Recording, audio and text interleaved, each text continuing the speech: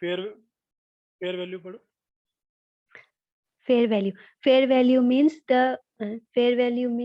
the mean of earning value and the breakup value. Okay, fair value. ठीक है. इसका जो earning मतलब क्या हो value गया? और breakup value हमारा आएगा. सो एग्जांपल के पॉइंट ऑफ व्यू से ये दिख रहा है वर्ड फाइल? नहीं, अभी नहीं दिख रहा. हाँ, अब दिख रहा है. ठीक है, अभी हमने ब्रेकअप वैल्यू निकाली थी 10 रुपीज.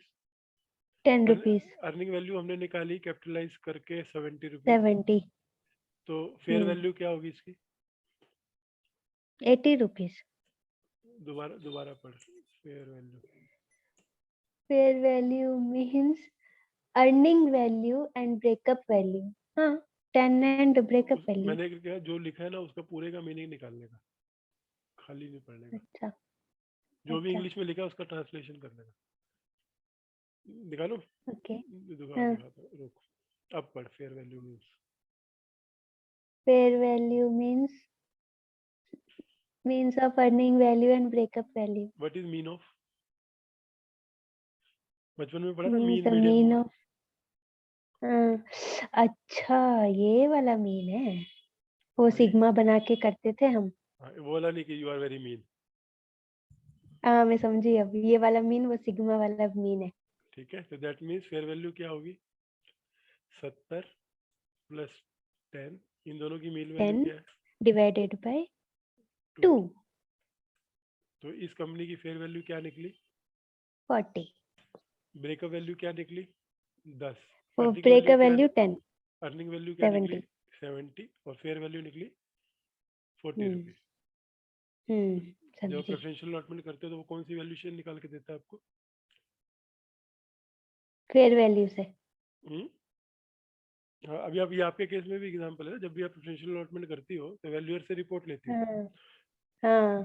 तो उसमें फिगर छोड़ के आपने ये देखने की कोशिश करी कि इसने किस मेथड से निकाला. हम तो एनबीएफसी है.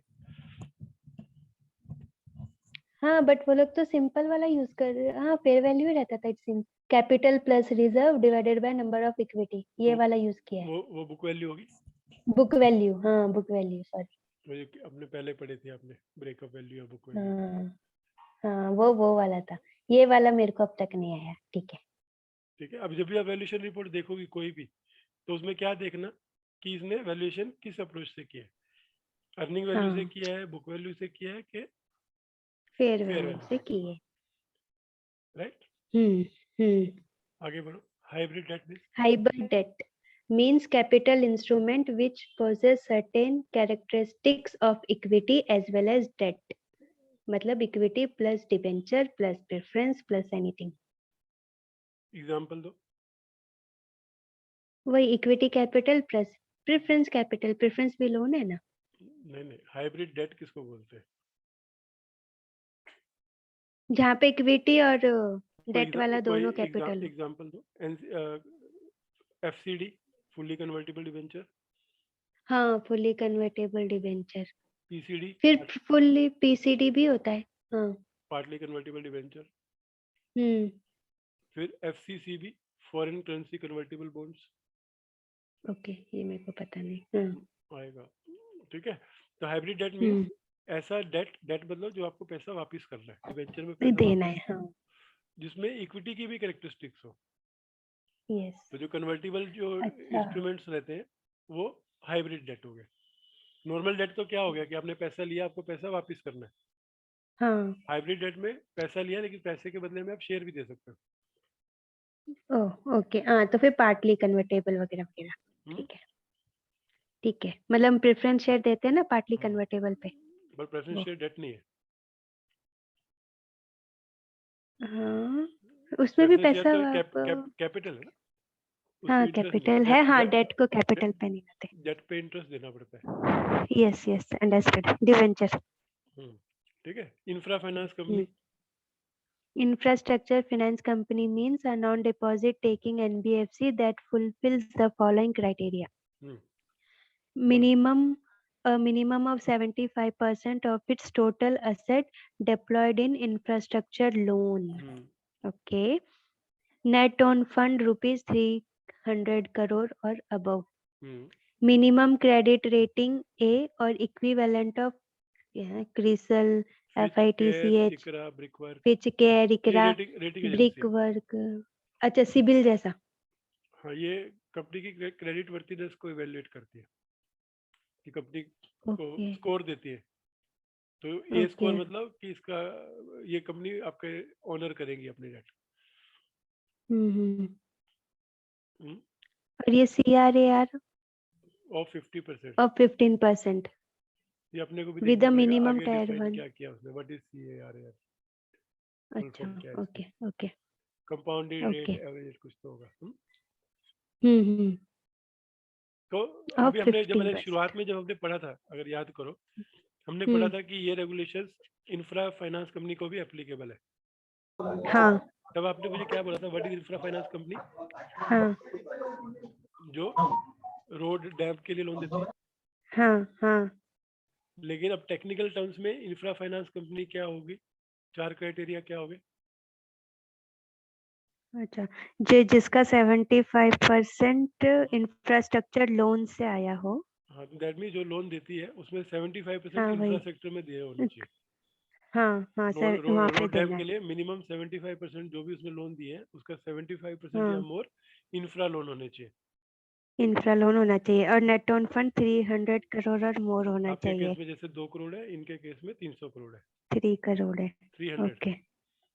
हम्म। और इनकी क्रेडिट रेटिंग और कितनी है? मिनिमम ए क्रेडिट ए। ए होनी चाहिए। अगर ए से नीचे हुई तो ये इंफ्रा फाइनेंस कंपनी नहीं बनेगी। नहीं। Oh okay. फिर CRAR जो है क्या फुल फॉर्म है वो नीचे देखेंगे हम लोग, वो 15% हम्म। चाहिए with A minimum tier one हाँ कैपिटल ऑफ 10%। इसको हम नीचे जहाँ पे इसका एक्सप्लेनेशन आएगा वहां से इसको वापस पढ़ेंगे कि क्या होता है ठीक है। CRAR। ठीक है। ठीक है। इंफ्रास्ट्रक्चर हम्म। लैंडिंग क्या होती है? Infrastructure lending means a credit facility extended by hmm, non-banking financial company to the borrower. Hmm, Credit facility extended by way of term loan, project loan, subscription to bond, debenture, preference share, equity share in a project company acquired as a part of the project hmm, finance package, hmm, such that subscription amount to be in the nature of advance or any other form of long-term funded facility for hmm. exposure in the infrastructure subsectors as notified by the Department of Economic Affairs, Economic of Finance, Government of India from time to अब ये time. कोई इतना बड़ा पड़ेगा तो lost हो जाएगा। वही तो मैं ही हो तो गई। हाँ, अब इसको देखो हम ब्रेक डाउन करते हैं क्या कह रहा है।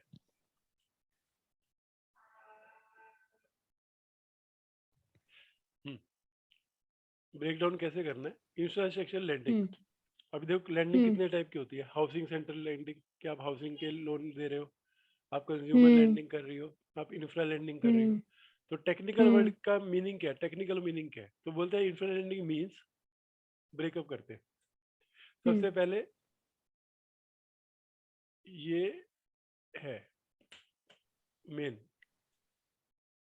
क्या है? Credit what is facility. Infra lending means? This is a credit facility extended by hmm. NBFC to a borrower.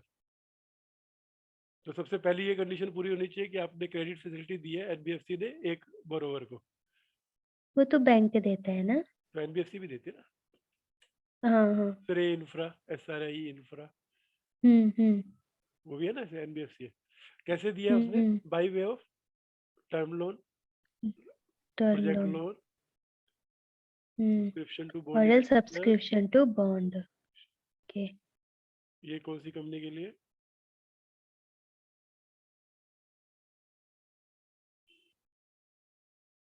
ठीक है। ये अब ये देखो, ये 3 टुकड़ों में बांट दिया मैंने इसको। First term loan, second project loan, third subscription. अब पढ़ो, ये हम्म। पढ़ना आसान है क्या? Infrastructure lending means credit facility extended by NBFC to a borrower by way of term loan, project loan, subscription of bond debenture, preference share, equity share in a project company acquired as a part of the project finance package, such as subscription amount to be in nature of advance और or any other form of long. long-term funded ठीक है। facility. तो अभी ऊपर क्या था? Term loan था। Term loan के पीछे कोई इंस्ट्रूमेंट नहीं होता, कोई सर्टिफिकेट नहीं होता, पैसा दिया पैसा वापस करना है। Okay, हाँ। टर्म लोन क्या होता है? अगर मैंने आपको 10 साल के लिए 1 करोड़ रुपए दिया, तो ये टर्म लोन हम्म हो गया at the rate of okay 8%, payable 10% every year with interest. Hmm ये हुआ टर्म हम्म लोन, हम्म ठीक है। सेम। हम्म अब ये टर्म लोन जनरल पर्पस था। प्रोजेक्ट लोन आपने एक स्पेसिफिक प्रोजेक्ट के लिए यही दिया, स्पेसिफिक कि लाइक आपको रोड बनानी है, हाँ, उसके लिए आपने ये दिया तो उसी के लिए दिया। कि जब तक रोड बनेगा हम्म तब तक है, जैसे रोड बन के खत्म हो जाएगी हमारा पैसा वापस करो। तो इसमें ये वर्ड ओके मिसिंग है, क्योंकि ये प्रोजेक्ट के लिए, प्रोजेक्ट के कंप्लीशन के हम्म लिए, कि जैसे प्रोजेक्ट खत्म होगा। क्योंकि कैसे, मैं बताता हूँ। अभी रोड जब हम बनाते हैं तो इनकम कब आएगी? हम्म जब रोड चालू हो जाएगी और आप टोल कलेक्ट करना शुरू करोगे। हाँ तो हाँ प्रोजेक्ट लोन किस चीज के लिए होगा? कि आपका जब तक, जैसे एजुकेशन लोन क्या रहते हैं कि आपने जब पढ़ाई खत्म करोगी तो उसके बाद वापस करना हम्म है। हम्म और टर्म लोन क्या रहता है हम्म कि आपको 2 साल के लिए दे रहे हैं, 2 साल बाद आपको वापस करना है। हम्म तो आपके केस में आपको टर्म समझ- लोन लेना चाहिए था कि प्रोजेक्ट लोन लेना चाहिए था? मेरे केस में सीएस जब आप कर रही थी हाँ, तो आपको सब मेरा टर्म, प्रोजेक्ट लोन है। समझ गई ना? क्योंकि टर्म लोन लेती तो पास हम्म हो ना हो 2 साल में वापस करना पड़ता है। हाँ प्रोजेक्ट लोन में जब सीएस पास करोगी उसके बाद ही करना है। हाँ तो समझ गए कि इंफ्रास्ट्रक्चर में भी टर्म लोन मतलब उसका रिगार्डलेस हो प्रोजेक्ट से, एक टाइम के लिए लिया आपने हम्म प्रोजेक्ट में, उस एक पर्टिकुलर प्रोजेक्ट के खत्म होने तक आपको मिलेगा, उसके बाद आपको वापस करना है। हाँ और फिर आप और पैसा कैसे लगा सकते हो? आप बॉन्ड्स ले सकते हो, डिबेंचर ले सकते हो, प्रेफरेंस शेयर, इक्विटी शेयर में भी इन्वेस्ट कर सकते हो प्रोजेक्ट कंपनी के। हाँ जो कंपनी रोड बना रही है उस कंपनी के अगर आप इक्विटी शेयर खरीदोगे तो उस कंपनी को पैसा मिल जाएगा। यस तो उसमें बेसिक रिक्वायरमेंट क्या है? वो लॉन्ग टर्म फैसिलिटी होनी चाहिए, हाँ ठीक है। तब ये इंफ्रा लेंडिंग मानी जाएगी। पर ये किस टाइप की कंपनी हम्म है? जो एक्सपोजर इन इंफ्रास्ट्रक्चर सब सेक्टर, यहाँ पे रोड, डैम, ब्रिज, हम्म। जो नोटिफाई किसने किया है? ये इकोनॉमिक अफेयर, हाँ। अभी डिपार्टमेंट ऑफ हाँ, इकोनॉमिक अफेयर। अभी कल को बोलो कि मैंने घर के पीछे एक नया बेडरूम बनाया, ये इंफ्रा है? नहीं नहीं। ना। हाँ, हम्म आपकी कंपनी है, उन्होंने बोला हमने पीछे एक ना छोटा सा वो घर बनाया है, वो हमारी इंफ्रा लैंडिंग है क्योंकि हमने इंफ्रास्ट्रक्चर नहीं। खड़ा कर दिया। नहीं। तो वो सब सेक्टर जो department of economic affair define करता है कि पावर प्लांट, न्यूक्लियर पावर हाँ। प्लांट, रेड रोल जो भी रहते हैं, हाँ। हम्म तो हम्म वो हो गया इंफ्रास्ट्रक्चर सब सेक्टर। और इस सेक्टर को लोन देना by way of term loan, project loan या subscription to bond, debenture, preference equity with a long hmm term, तो उसको हम बोलते हैं हम्म इंफ्रास्ट्रक्चर लेंडिंग। ओके। जो as opposed to consumer lending अलग है। डन, समझी। Infrastructure lending. समझी? तो बाद में सब समझाना मेरे को। ठीक है। हाँ। अब आपकी कंपनी देखो इस कैटेगरी में आएगी, इसको ध्यान से पढ़ो। इंफ्रास्ट्रक्चर लैंडिंग में नहीं, मेरी थर्ड पार्ट में 16, आएगी। 16। ये कौन सा था? फिफ्थ, अच्छा। Investment and credit company, mostly yes. 100 में से 70 कंपनियां इस कैटेगरी में आती है। अच्छा, इन्वेस्टमेंट एंड क्रेडिट में हम्म, means any company which is a financial institution carrying on as its principal business hmm, asset finance, providing of finance whether by making loan or advances or otherwise for any activity other than its own and the acquisition of securities, and is not any other category of NBFC as defined by the bank in any of the master direction, अब इसको its भी master breakup करना direction। है आपको। हाँ sir, breakup करेंगे अच्छे से समझने के लिए। हम्म, करो। नहीं, मैं भी आपके साथ पहली बार ही पढ़ रहा हूँ तो इसलिए मेरे को भी उतना ही जरूरी है ब्रेकअप करना।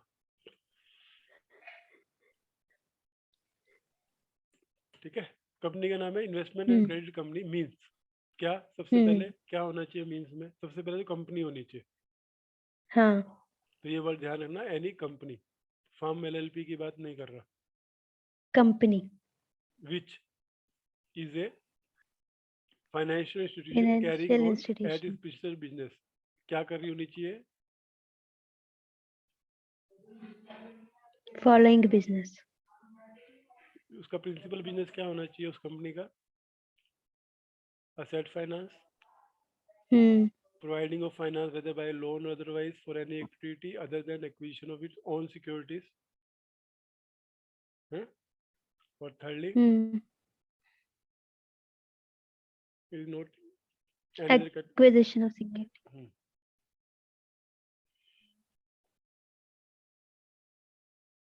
और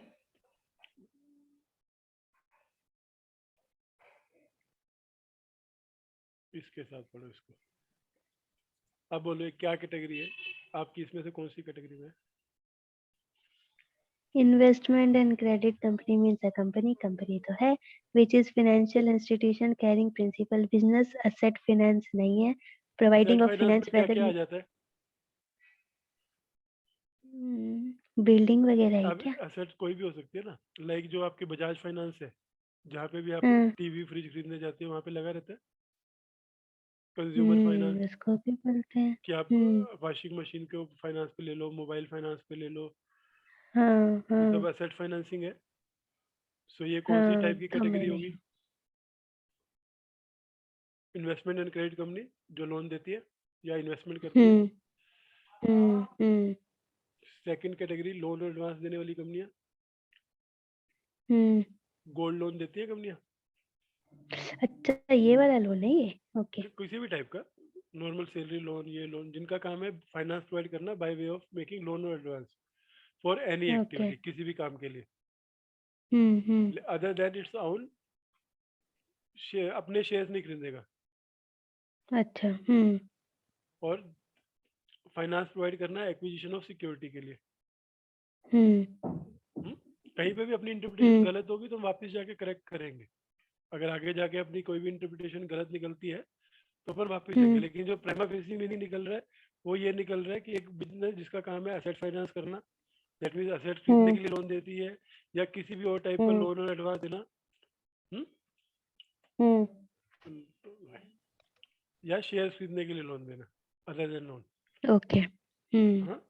और किसी और कैटेगरी की नहीं है जो एनबीएफसी ने आरबीआई ने डिफाइन की हुई है। Okay right. हाँ अब ये राइट। इसका मेंशन कहाँ पर आता है? जब आप रिटर्न भरती हो कोई भी रिटर्न, पीएनबी 2, 3, तो उसमें सबसे पहले कैटेगरी पूछता है। ओके। उसमें बहुत सारी होती है, factoring company, investment company, core investment company. तो वहाँ पे आपको सबसे पहले चॉइस जब करनी है तो अपनी कंपनी को देख के आप कौन सी कैटेगरी में फॉल कर रही हो वो आपको सबसे पहले मालूम होना चाहिए। ओके। हाँ। सर एक क्वेश्चन पूछूं, अभी जैसे मेरी कंपनी है ना वो सिर्फ अपनी ही ग्रुप कंपनी में इन्वेस्टमेंट करती है, होल्डिंग कंपनी है, तो वो इन्वेस्टमेंट कंपनी है। हाँ वही, तो फिर उसको कोर इन्वेस्टमेंट कंपनी बोलना है या नॉर्मल इन्वेस्टमेंट कोर बोलना है? इन्वेस्टमेंट कंपनी का क्राइटेरिया है मिनिमम 100 करोड़ से वो होना चाहिए, वो भी आगे डिफाइन होएगी। अच्छा। कोर इन्वेस्टमेंट कंपनी जो है वो आगे डिफाइंड है। मैं भी पहले यही समझता था कि अरे हम तो हमारा तो एक ही काम है इन्वेस्टमेंट करना, तो हम तो कोर इन्वेस्टमेंट कंपनी होगी। लेकिन जब वो शुक्ला जी का लेक्चर सुना था तो उन्होंने एक्सप्लेन किया कि भैया कोर इन्वेस्टमेंट कंपनी वो जिसकी मिनिमम इतनी एसेट साइज हो, और यही एक। अच्छा अगर उतना नहीं होता है तो वो एटलीस्ट इस वाली इन्वेस्टमेंट एंड क्रेडिट कंपनी में आएगी और उसमें रजिस्ट्रेशन भी करवाना है। हाँ वो वही एक रजिस्ट्रेशन और जरूरी है। हाँ वही मतलब उसमें आप कैटेगरी चूज करते हो, जब आप एप्लीकेशन करते हो तो आप क्या हो वो आप खुद चूज करते हो। वो आपसे पूछता है आप किस टाइप की कंपनी। करेक्ट है। हाँ मुझे भी नहीं मिला था, मेरे को भी यही होता कि अरे हम तो खाली शेयर ही होल्ड करते हैं तो इसमें तो हमारा कोर बिजनेस है शेयर होल्ड करना, तो हम बन गए कोर इन्वेस्टमेंट कंपनी। तो 1-2 रिटर्न में मैंने ये भर दिया था। फिर बाद में जब मैंने इसको स्टडी किया तब मेरे को पता चला कि ये इंटरप्रिटेशन गलत है। उसके लिए एक क्राइटेरिया, वो भी डेफिनेशन आएगी नीचे जैसे जैसे जाएंगे हम लोग। पर अभी investment and credit company clear है। क्लियर है। जो एक तो शेयर्स के लिए पैसा दे रही है, देती है, एसेट के लिए फाइनेंस देती कर रही है, तो अभी बजाज फाइनेंस हुई। हाँ ये सब क्या हुई? जो कुछ एसेट खरीदने के लिए ट्रैक्टर फाइनेंस हो गया, plant and machinery finance, equipment finance, तो ये सब कौन सी कंपनी होगी? Investment and credit company. Credit company. और फिर जो आपको सैलरी लोन देते हैं, छोटी छोटी खोल के बैठे हैं, गोल्ड लोन देते हैं, वो सेकंड कैटेगरी में आ उसको गया। ये सेकंड कैटेगरी वाला है। हाँ थर्ड में अभी भी ये एक्विजिशन ऑफ सिक्योरिटी, यस। जिनका प्रिंसिपल बिजनेस है एक्विजिशन ऑफ सिक्योरिटी, ये थर्ड वर्ड था। हम्म तो आपकी कंपनी का प्रिंसिपल बिजनेस क्या है? Acquisition of security. तो आप इस थर्ड कैटेगरी में आ गए। हाँ अब अगर थर्ड कैटेगरी में जाके आप वो मिनिमम वाला क्राइटेरिया पूरा करते हो तो आप क्या बन जाओगी? इन्वेस्टमेंट में से भी कोर इन्वेस्टमेंट कंपनी। हाँ। पर अभी आप नहीं है, छोटे स्केल पे हो, तो इसलिए आप खाली इन्वेस्टमेंट एंड क्रेडिट कंपनी। पर सर कोर इन्वेस्टमेंट के लिए कुछ है ना, अगर लेस देन इतना है आएगा तो ना, आएगा रजिस्ट्रेशन से। आएगा, जल्दी क्यों करते हैं, आएगा ना definition.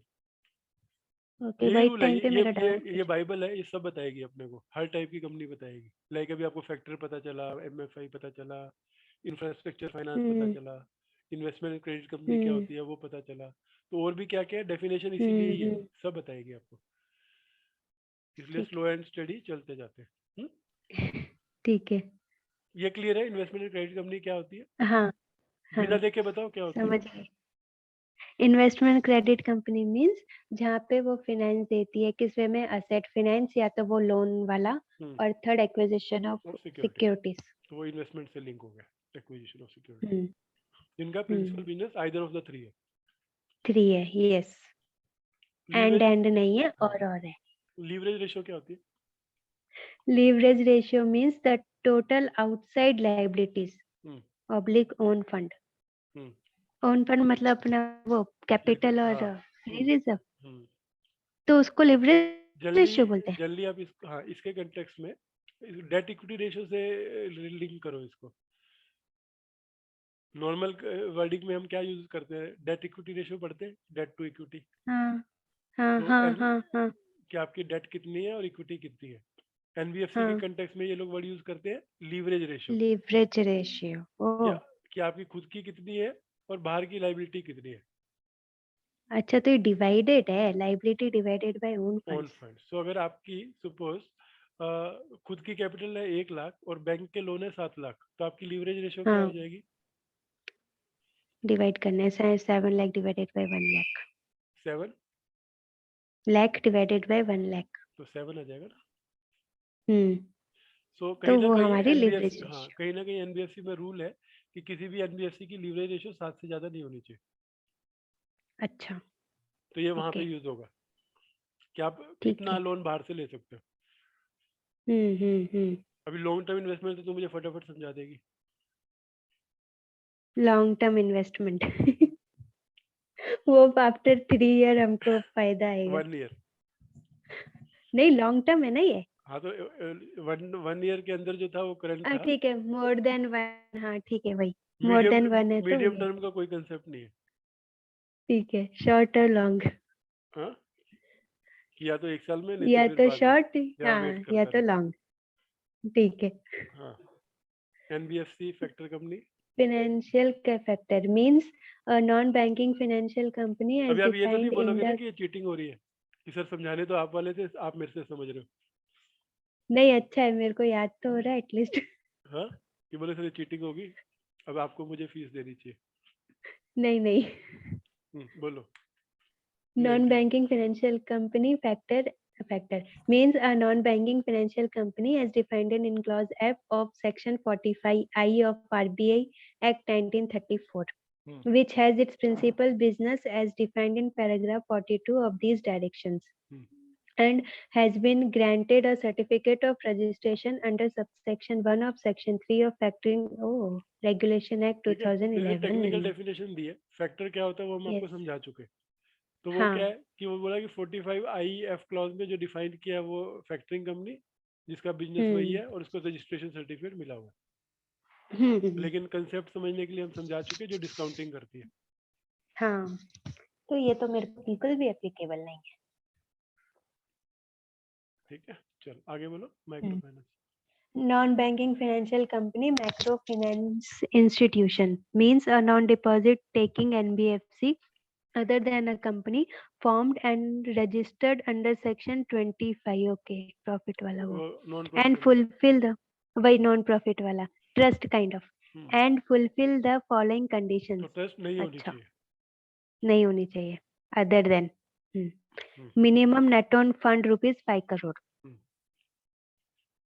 Register in company the minimum net on fund required shall stand 2 crore ये क्या कि जो एनबीएफसी एमएफआई क्वालिफाई करने के लिए सबसे पहले तो हम्म आप एक नॉन डिपॉजिट टेकिंग एनबीएफसी होनी चाहिए, हाँ जिसको ये कंडीशन पूरी करनी है। क्या सबसे पहली कंडीशन है कि आपकी minimum net on fund 5 crore रुपए होने चाहिए।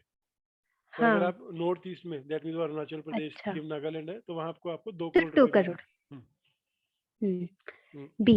Not less than 85% of its net asset are in the nature of qualifying asset.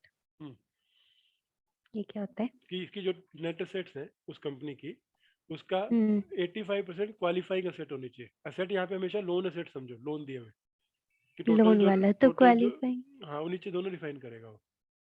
Oh okay आगे पढ़ो, कभी भी पूरा ठीक है पढ़ने का फिर समझने का। Only the asset originated on or after January 1, 2012 shall have to comply with the qualifying asset criteria. अच्छा. As a special dispensation, the existing asset as on January 1, 2012 shall be renoved towards meeting both the qualifying asset criteria as well as the total net asset criteria. These assets shall be allowed to run off on maturity and shall not be renewed. ये क्या बोल रहा है, जब ये law आया था 2016 में, तब उन्होंने क्या बोला कि आपको एनबीएफसी एमएफआई होना है तो आपकी 85% asset net asset qualifying asset होनी चाहिए। तो हाँ ये जो प्रोविजन था ये उस टाइम के लिए था कि किसी के अगर 2012 से पहले के हैं, तो उनको ये हम्म नहीं पूरा करना, ये क्लॉज नहीं एप्लीकेबल है। और 2012 ओके पे जो है उनको हम कर लेंगे, लेकिन आज के दिन में किसी और कंपनी को ये एप्लीकेबल नहीं है, क्योंकि ये ट्रांजिशन पीरियड का था। ओके तो अभी डेट असेट क्या होती है? हाँ net asset sell means total asset other than cash and bank balance and money market instrument हाँ, ओके मनी तो market cash and instrument bank क्या वाला होते हैं? माइनस करना पता नहीं जो इमीडिएटली एनकैश हो जाते हैं। अच्छा एग्जांपल एग्जाम्पल ये चलते हैं ना, बैंक के पास आप डिपॉजिट रखते हो, 1 डे 2 डे ओवरनाइट डिपॉजिट्स। अच्छा अच्छा ओके ओके तो रेंडरिंग डिपॉजिट भी हाँ, वो क्या टर्म है वो आप देखो, मतलब मेरा जो इसमें मनी मार्केट से मतलब होता है, जब किसी कंपनी के पास सरप्लस मनी होती है तो हाँ शॉर्ट टर्म के लिए जो जमा कराती है किसी हाँ फंड में, तो उसको मनी मार्केट हम्म इंस्ट्रूमेंट कहते हैं। तो ओके इनका पर्पस क्या है कि जो लिक्विड असेट है उसको एक्सक्लूड कर रहे हैं नेट असेट में से। एक्सक्लूड करो हाँ तो आपकी बैलेंस शीट में जो असेट साइड है उसमें जो भी असेट्स है उसमें से आप ये लिक्विड असेट को एक्सक्लूड कर दो, तो वो आपकी हुई नेट असेट। नेट एसेट और ठीक क्वालिफाइंग है असेट क्या हुई? Qualifying asset shall mean a loan which satisfy the following criteria. Loan है, okay. मैं बोला ना, Loan असेट एनबीएफसी के disbursed, केस में असेट क्या रहती है? लोन्स रहते हैं। loan, okay, ठीक है. Loan disbursed by an NBFC MFI to a borrower with a rural household annual income not exceeding 1,25,000 or hmm, urban and semi-urban household income not exceeding 2 lakh. तो पहला criteria तो ये है कि किसी भी लोन को क्वालिफाइंग लोन होने के लिए क्या कंडीशन पूरी करनी है। जिसको आपने दिया Hmm, है उसकी एनुअल hmm, इनकम 1,25,000 रुपये से ज़्यादा नहीं होनी चाहिए। okay. एनुअल तो महीने का हाँ कितना हो गया? annual 10,000 रुपये महीने से कम वालों के लिए है। वही और एमएफआई अर्बन है और ना, सेबी है तो माइक्रो है 2 ना, हमने लाख बोला गरीब लोगों को देती है, हम्म बैंक तो नहीं देते ना, तो उनको एनबीएफसी देती नहीं है। ठीक बैंक है बोलते हैं ना मिनिमम सैलरी क्रेडिट कार्ड के लिए 25,000 रुपये।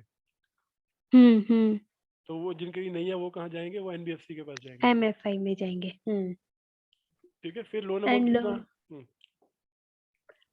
वही अगर ये रूरल वाला है तो 1,25,000 हम्म, अर्बन और सेबी से किया तो 2 लाख तो पहला आदमी जो भी लोन के लिस्ट में नाम आ रहे हैं, अगर किसी का भी हम्म इनकम 1,25,000 से ज़्यादा या 2 लाख से ज़्यादा, वो इंक्लूड नहीं होगी।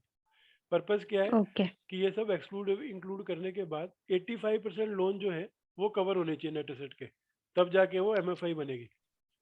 अगर किसी अच्छा अगर किसी की 90 रुपीज़ की नेट एसेट है, तो उसका हम्म 85% में 70 प्लस जो है वो ये सब कंडीशन पूरी करने वाले लोन होंगे, तभी वो एमएफआई कहलाएगी, ओके नहीं ओके तो नहीं कहलाएगी। सेकंड क्या है? लोन अमाउंट किससे ज़्यादा नहीं होनी चाहिए?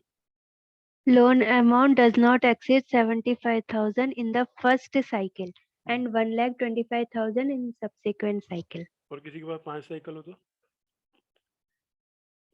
तो ये एमएफआई नहीं है फिर हाँ पता नहीं। इस साइकिल से कोई लेना देना है इसका?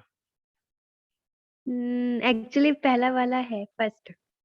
क्या क्या अगर किसी आदमी के पास एक साइकिल है तो उसको 75,000 मिलेंगे? नहीं सर, बाइसाइकिल नहीं, वो दूसरा साइकिल होगा शायद। कौन सा? पता नहीं। उसका बोलना है जब पहली बार आपने लोन दिया उसको तो 75,000 ही मैक्सिमम दे सकते हो, अच्छा और उसके बाद जब उसने एक बार पे कर दिया अगले साल आप दे रहे हो तो 125 तक दे सकते हो। अच्छा, उससे ज्यादा नहीं देना। हाँ, साइकिल पे आया इससे कोई लेना देना नहीं है, कार में भी आए। ठीक लेकिन है। पहली कंडीशन है कि उसकी टोटल इनकम 1,25,000 से कम होनी चाहिए। दूसरा, जो हम्म उसको लोन दे रहे हैं, जब अगर पहली बार लोन लेने आया है तो 75,000 से ज़्यादा नहीं दे सकते, और वही हम्म आदमी दूसरी बार लेने आया है तो 1,25,000 से वन ज़्यादा लाख नहीं दे ट्वेंटी फाइव सकते। से ज्यादा नहीं दे हम्म, सकते। ठीक है। हम्म, Third, total indebtedness of the borrower does not exceed 1,25,000, hmm. provided that loan, if any, availed towards meeting education medical expense shall be excluded while arriving at the total indebtedness of a borrower. तो Okay. अगर एक आदमी ने एक NBFC से 3 type के loan लिए हुए हैं, एजुकेशन, मेडिकल और जनरल लोन, तो एजुकेशन और मेडिकल लोन को छोड़ देने का, खाली बाकी छोड़ लोन जो है देने का। वो 125 से ज़्यादा नहीं होना चाहिए। अगर ज़्यादा हुआ तो क्या होगा, नहीं। वो क्वालिफाइंग एसेट नहीं होएगी। हाँ, आप क्या क्वालिफाइंग करो, एसेट अगर नहीं ये होगा। आपको कैलकुलेशन कर रहा है आपकी कंपनी में, तो आप क्या मांगोगे? हम्म आपने जिन जिनको लोन दिया उनकी लिस्ट मांगोगे, हम्म फिर एक एक लोन को ये कंडीशन से चेक करोगे कि ये क्वालिफाइंग है कि नॉन हम्म क्वालिफाइंग है। जब ये हम्म बांट दोगे तो जो क्वालिफाइंग आएंगे उनको देखोगे कि नेट हम्म इफेक्ट का 85% है कि नहीं है। अगर वो हाँ। 85% से ज़्यादा है तो आप बोलोगे हम एमएफआई है, नहीं तो बोलेंगे हम नहीं है। Okay. Fourth point. Tenure of the loan not be less than 24 months for loan amount in excess of 30,000 with prepayment without penalty. तो लोन जो दिया है अपने उस कंपनी ने 24 महीने से कम का, 2 साल से ज़्यादा का ही लोन होना चाहिए। अच्छा। अगर लोन की अमाउंट 30,000 रुपये के ज़्यादा की है तो उसका मिनिमम टेन्योर 24 मंथ्स होना चाहिए। ठीक है। फिर फिफ्थ में Loan to be extended without collateral. Unsecured loan देना है। अच्छा, अनसिक्योर्ड लोन देना। ठीक है। Six, Aggregate amount of loans given for income generation is not less than 50% of the total loan given by the MFI. अगर एक MFI ने 100 loan दिए, हम्म हाँ, हम्म तो 100 रुपए के लोन में मिनिमम 51% के लोन इनकम जनरेट करने के लिए दिए होने चाहिए, किसी बिजनेस के लिए दिए होने चाहिए। अच्छा अच्छा अच्छा। ओके। ऐसा नहीं कि सर मेरे को टूर पे जाना है, पार्टी करनी है, ये करनी है, लोन दे दो। अपन करते हैं ना, क्रेडिट कार्ड से पैसे लेके अपन पार्टी करते हैं, होटल पे जाते हैं, हाँ। तो उसके लिए वो 50% से कम होने चाहिए, जिनका ओके जिनका purpose other than income generation है। ओके। वो 50% से कम होना चाहिए। तो इसका मतलब इनकम जनरेशन वाले 50% से ज्यादा होने चाहिए लोन, ज्यादा होना चाहिए। तभी वो क्वालिफाइंग होगा। Loan is repayable on weekly, fortnightly और monthly instalment at the choice of the borrower. तो वीकली तो ठीक है, मंथली भी ठीक है। फोर्टनाइटली ठीक मतलब है। 15 दिन में एक बार। अब मेरे को एक ओ, समरी में, एक सांस में, एमएफआई अगर किसी को बनना है तो क्या क्या कंडीशन पूरी करनी पड़ती है? MFI बनना है तो क्या क्या करना है? हाँ, ये क्या ओके। कंडीशन है पूरी करनी है उसको, क्या क्या होना चाहिए उसमें? एक तो सेक्शन 25 नहीं होना है। ठीक है। ठीक है। Minimum net on fund 5 crore होना है, और अगर कुछ वो नॉर्थ ईस्टर्न समथिंग जो था हम्म, वो 2 करोड़ होना है। ठीक है। ठीक है। और इनका क्या था, वो क्वालिफाइंग एसेट 85% हाँ, अब आपको से नेट एसेट ज्यादा और होना है। क्वालिफाइंग एसेट समझ आया क्या था? हाँ, नेट एसेट तो समझ में आया। नेट एसेट मींस जो जहाँ पे कैश एंड जो भी हाँ, कैश का पार्ट है उसको वो छोड़ दो माइनस करना है। टोटल एसेट हाँ। में से। यस। और क्वालिफाइंग एसेट का मतलब तो सर बहुत सारा है। आप जो भी है बेस समझो कि क्वालिफाइंग एसेट का मतलब है वो लोन जो आपने छोटे लोगों को दिए और जो दिया कंडीशंस है। पूरी कर रहे हैं। वो कंडीशनें क्या क्या थी? जिसको आपने लोन दिया है उसकी टोटल इनकम 1,25,000 से ज़्यादा नहीं होनी चाहिए, लोन की अमाउंट हम्म 75,000 से ज़्यादा नहीं होनी चाहिए, ज्यादा नहीं होनी चाहिए। उस आदमी को टोटल 1,25 से ज़्यादा लोन नहीं दिया होना चाहिए, जिसमें मेडिकल लोन और हाँ, एजुकेशन लोन एक्सक्लूड करने हैं। एक्सक्लूड करो। जो लोन दिया है आपने वो 24 मंथ से ज़्यादा की 4 अमाउंट का मंथ। होना, पीरियड का होना चाहिए। हम्म उसके बाद और अनसिक्योर्ड लोन, सिक्योर्ड लोन नहीं होना अनसिक्योर्ड चाहिए। होना चाहिए। और जो भी लोन हाँ दिए हैं भैया। उसमें मिनिमम 50% इनकम जनरेट करने के लिए दिए होने इनकम चाहिए, बिजनेस जनरेशन। बिजनेस करने के लिए। और लोन जो है हम्म वीकली, फोर्टनाइटली या मंथली पेमेंट होना चाहिए। अगर इनमें हो से सकता। एक भी कंडीशन पूरी नहीं हुई तो वो तो क्वालिफाइड लोन नहीं MFI होगा, नहीं है। तो कोई भी अच्छा, कंपनी क्या क्वालिफाई ट्राई लोन। करेगी कि मिनिमम 85% लोन्स जो उनके हैं वो इन कंडीशनों को पूरा करें। अच्छा, ठीक है। क्लियर है? अब ये देखो ये कौन सी है, कितना बड़ा है, तो इसको इसको कर ले। वो आएगा 10 मिनट वाला मैसेज आएगा, खत्म होने वाली है। तो अभी काम करते हैं, यहीं तक क्लोज मारते हैं आज। हाँ हाँ और अभी आप मेरे को सिर्फ ये ऊपर से रिवाइज कर दो जो भी हम लोगों ने पढ़े ना 2 सेशन में। कहाँ से? वो डेफिनेशन से आप मेरे को फटाफट रन थ्रू कर दो, या ऊपर से करोगी? डेफिनेशन से। जहाँ से आपकी हो चॉइस तरी है, 1 नंबर से करोगी कि 2 चैप्टर से करोगी? 2 चैप्टर से ही करती हूँ। ठीक है, चलो बोलो। Chapter second definition. Hmm, act means RBI act, bank means जो आरबीआई एक्ट में दिया होगा। ब्रेकअप वैल्यू असेट पे निकालते हैं, जिसका मतलब है इक्विटी के कैपिटल प्लस रिजर्व, उसमें से माइनस करना है intangible asset and revaluation and divided by number of equity share. Carrying cost. है ना? कैरिंग, हाँ, कैरिंग कॉस्ट मतलब बुक वैल्यू ऑफ एसेट, और उसमें ऐड करना है इंटरेस्ट अमाउंट दो रिसीव नहीं हुआ। It's okay. कंपनी मींस जो कंपनीज एक्ट में दिया है। कंपनीज ग्रुप का मतलब है subsidiary, joint venture, associate, promoter, promotee, related party, अयो, इन्वेस्टमेंट मोर देन 20% और 20%, और ब्रांड 7 हो गया। हाँ, कंडक्ट ऑफ क्या था, conduct of business regulation means जो fair practice code and know of your customer में दिया होगा। कंट्रोल मींस कंट्रोल मींस किसी भी टाइप का कंट्रोल, जो सेबी टेक ओवर कोड में वेदर डिफाइन है। बोर्ड, हाँ वही इसका ये सभी में डिफाइन है। टेक्निकल डेफिनेशन है, जो सेबी टेक ओवर कोड में कंट्रोल की डेफिनेशन है वो यूज करते हैं। जहाँ पे भी कंट्रोल वर्ड आएगा ना, तब हम ये डेफिनेशन हम्म, खुल के देखेंगे सेक्शन अच्छा में। ठीक है। करंट इन्वेस्टमेंट ठीक है, मींस करंट इन इसमें हंसने की क्या बात है, इतना टेक्निकल क्वेश्चन है। करंट इन्वेस्टमेंट मींस जो लेस देन कोई 1 भी बोलेगा ईयर क्यों हंस में रही ही है, करंट फायदा आ इतने जाए। तो ऊपर तो हंसी नहीं, करंट इन्वेस्टमेंट में हंस पड़ी। मेरे को एग्जांपल याद आया ना इसलिए। ठीक है, 1 ईयर में ही फायदा, विद इन 1 ईयर में फायदा आ जाए। ठीक है, कस्टमर इंटरफेस मतलब जब एनबीएफसी बिजनेस के टाइम पे अपने कस्टमर से फेस करती है। Earning value. Earning value mean जो प्रॉफिट पे निकालते हैं, पैट प्रीसीडिंग 3 इयर्स का, उसमें माइनस किया जाता है प्रेफरेंस डिविडेंड एंड एक्स्ट्राऑर्डिनरी और other non recurring something word, and then divided by number of equity share. उसको कैपिटलाइज करना है तो 8, 10 और मैन्युफैक्चरिंग है 12 तो आई कंपनी थिंक के टाइप के साथ। 8%। हाँ, ट्रेडिंग 10 और बाकी अदर है तो 12, और अगर 0 है तो 0। ठीक है। फेयर वैल्यू मीन सिग्मा वाला fair value, earning earning value and breakup value sigma. का एवरेज। हाँ, का एवरेज, यस, मेरे को सिग्मा याद है। ठीक है। हाइब्रिड डेट मींस वो डेट जहाँ पे हम उनको इक्विटी में कन्वर्ट कर सकते हैं। ठीक है। हाँ, एनसीडी, हाँ। एनसीडी नहीं होगा, पीसीडी और फुल्ली कन्वर्टिबल डिबेंचर्स। वही पार्टली पेड अप भी पार्टली पेड अप कह रही हूँ, वो प्रेफरेंस शेयर का भी रहता है ना सर, वो वो डेट नहीं है वो, इसलिए आप इसके लिए हाइब्रिड डिवेंचर वाला। हाइब्रिड डेट के लिए आप ये ध्यान दो, एज ऑफ नाउ हाँ, fully convertible debenture, partly convertible debenture. Debenture वाला पार्ट, हाँ वही। Infra finance infrastructure finance company, ये क्या था इंफ्रास्ट्रक्चर वाला ना, ये क्या मेरे बोल को रहे उतना याद नहीं है, लेकिन हो, उसका देख के बता, 75% तो, ओपन हाँ, बुक है ना, देख के बता। मिनिमम मिनिमम 75 पर जो भी टोटल असेट है उसका 75% इंफ्रा वाला लोन देना है, असेट क्या होती है रोड यहाँ पे? डैम वाले असेट का क्या मतलब है? लोन। लोन। जितना उसने वो लोन तो दिया मेरे हुआ को है। रट गया। हम्म हाँ, इंफ्रास्ट्रक्चर पे दिया है, हम्म उसका नेट ऑन फंड 3 करोड़ या उससे ज्यादा। 300 करोड़। मिनिमम रेटिंग ए होना चाहिए, या तो इक्विवेलेंट टू अदर, ये सी आर ए क्रिसिल आर फिट ऑफ वगैरह, 15% होना चाहिए। ये तो देखना पड़ेगा। ठीक है, अब ये देखिए, जिस चीज को हम नहीं समझे ना वो इंफ्रास्ट्रक्चर, हमको इतना याद नहीं रहेगा। एबीसी याद रहेगा, जब वही, तक हम सीआरएआर को नहीं समझेंगे तो हमको ऐसे भूल जाएगा थोड़े दिनों में। तो इसलिए जब आएगा तो अपन इसको समझेंगे क्या है हाँ सीआरएआर।